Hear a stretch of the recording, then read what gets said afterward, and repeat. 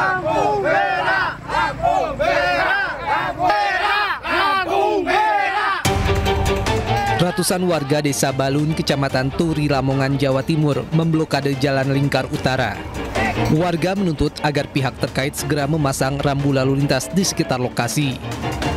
Jalan yang diresmikan pada 17 Agustus lalu kerap terjadi kecelakaan dan banyak menelan korban jiwa. Terhitung usai diresmikan, sebanyak 4 warga Desa Balun alami kecelakaan, 1 diantaranya meninggal dunia di lokasi tersebut. Warga pun sudah melayangkan aduan, namun tak kunjung ada tindakan dari dinas terkait. Aksi blokade jalan dilakukan warga sebagai bentuk solidaritas kepada para korban. Akibatnya terjadi kemacetan panjang di jalan tersebut, khususnya dari arah barat menuju Surabaya. Aksi solidaritas dari warga tanpa komando ini, spontanitas malam ini Pak, kita membantu menyeberangkan warga sebagai aksi protes untuk segera disegerakan lampu merah atau pembenahan di segala sektor JLU ini Pak. Kenapa emangnya Mas? Banyak terjadi kecelakaan Pak. Kita sudah berkoordinasi dengan BPJN bahwasanya memang untuk operasional JLU ini untuk sementara kita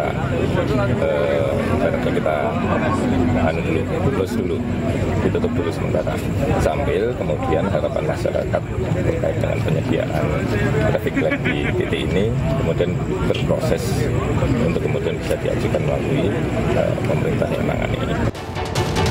Usai pihak Disub dan Polres Lamongan melakukan mediasi dengan warga, massa akhirnya membubarkan diri.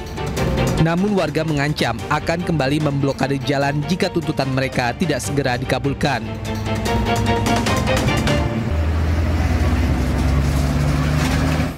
Pemirsa, 7 jenazah korban kecelakaan bus di Bromo dimakamkan di Jember, Jawa Timur. 3 diantaranya merupakan pasangan suami istri serta anak kedua mereka.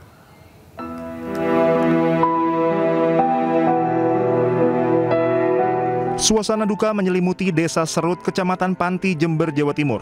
3 korban kecelakaan bus pariwisata di Jalan Raya Sukapura, Probolinggo yang masih satu keluarga dimakamkan berdampingan di pemakaman umum tak jauh dari rumah duka.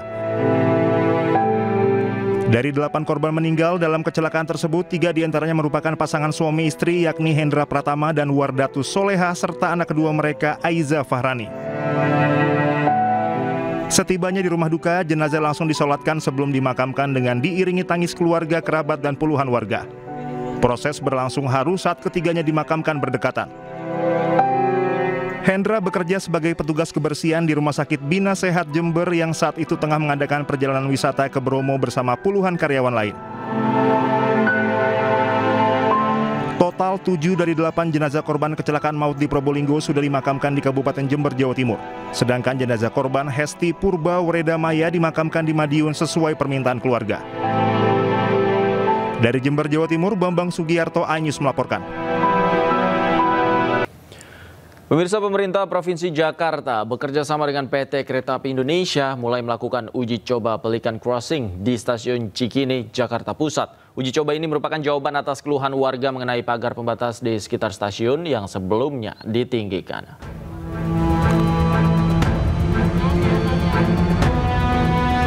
Uji coba penyeberangan dengan rambu lalu lintas atau Pelikan Cross resmi dilakukan di sisi timur Stasiun Cikini. Keberadaan Pelikan Crossing ini diharapkan bisa mempermudah pengguna KRL karena tidak perlu berputar jauh untuk mengakses Stasiun Cikini, Jakarta Pusat. Selain itu, kebijakan ini juga sebagai solusi atas keluhan pengguna KRL usai KAI Daop 1 Jakarta melakukan peninggian pagar. Dalam kesempatan ini, Gubernur DKI Jakarta, Pramono Anung, mengimbau pengguna KRL untuk tetap mematuhi aturan rambu lalu lintas ketika menyeberang menuju akses Stasiun Cikini dan melarang kendaraan umum ataupun ojol mangkal di sekitaran Stasiun Cikini. Yang utama jangan sampai kemudian dibebaskan orang turun naik dari sini, nggak boleh. Tetap nggak boleh. Sebab kalau itu dilakukan, sini pasti akan macet sekali. Ya. Jadi untuk JPO akan kita evaluasi kembali. Tetapi yang prinsip adalah begini. Pemerintah Jakarta berkomitmen untuk memberikan kemudahan bagi semua warga memanfaatkan fasilitas publik. Pemprov DKI dan PT KAI akan mengevaluasi uji coba ini sebelum menetapkannya sebagai fasilitas permanen. Dari Jakarta, Indra Setiabudi, M. Khoirudin, iNews melaporkan. Sebelumnya PT KAI meninggikan pagar pedestrian stasiun Cikini, Jakarta menjadi 1,7 meter. Peninggian pagar dilakukan untuk mencegah pejalan kaki dan penumpang KRL melompati pagar untuk menyeberang. Namun warga masih kedapatan melompati pagar.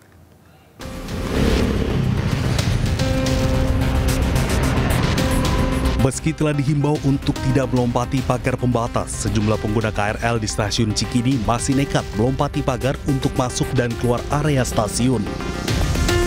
Pihak KAI pun melakukan langkah penertiban akses keluar masuk penumpang di stasiun Cikini, Jakarta Pusat. Pagar pembatas kini dibuat lebih tinggi, menyusul maraknya perilaku pengguna KRL yang melompati pagar meski disediakan akses resmi.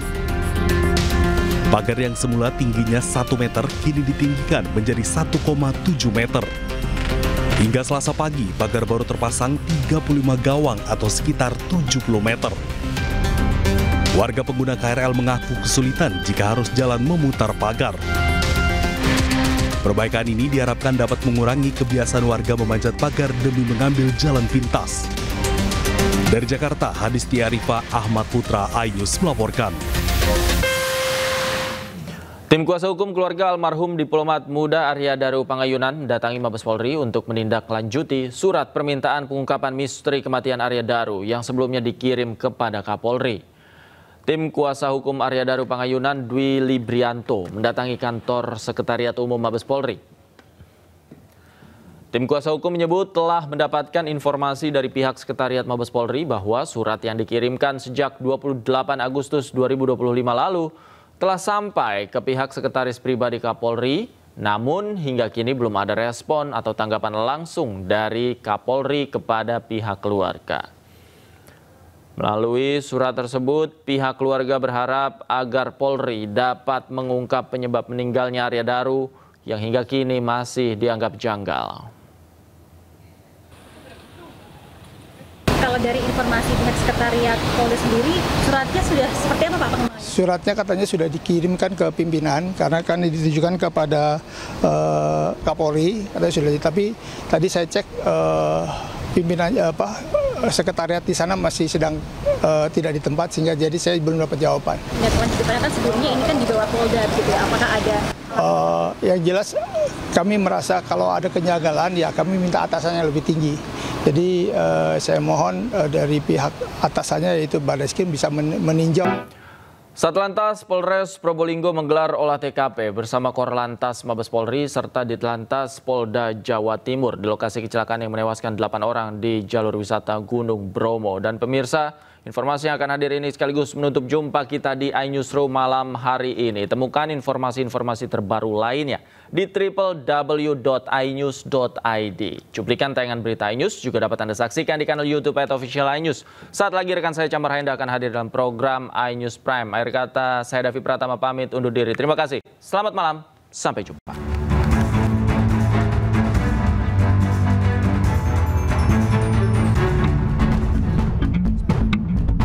Satlantas Polres Probolinggo menggelar olah TKP bersama Korlantas Mabes Polri serta Dirlantas Polda Jawa Timur di lokasi kejadian kecelakaan rombongan bus wisatawan di jalur wisatawan Gunung Bromo yang menewaskan 8 korban jiwa, tepatnya di Desa Boto, Kecamatan Lumbang, Kabupaten Probolinggo. Olah TKP ini untuk mendapatkan data baru terkait kecelakaan tunggal bus wisata tersebut. Baik, hari ini kita dari Polres Probolinggo mendampingi tim dari Korlantas Mabes Polri yang akan dihadiri langsung oleh Bapak Dirgakum dari Korlantas.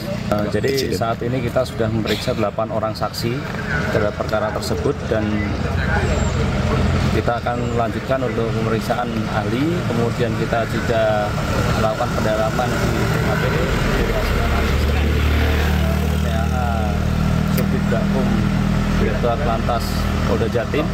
Dan kemudian setelah ada hasilnya segera kita lakukan untuk penetapan tersangka. Hingga kini kepolisian masih menyelidiki kasus kecelakaan tersebut. Polisi sudah meminta keterangan 8 saksi dan belum menetapkan tersangka dalam kecelakaan tersebut. Dari Probolinggo, Jawa Timur, Hana Purwadi, iNews melaporkan.